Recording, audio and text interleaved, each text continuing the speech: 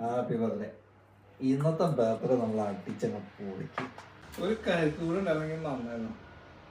സച്ചിൻ വന്നെ, സച്ചിന്റെ പറമ്പിൽ ഇഷ്ടം പോലെ കരിക്കുണ്ടല്ലോ. സച്ചിനെ കൊണ്ട് നമുക്ക് കരിക്കിപ്പിച്ചല്ലോ. സച്ചിനെ വിളിച്ചത്. ഹലോ സച്ചിൻ.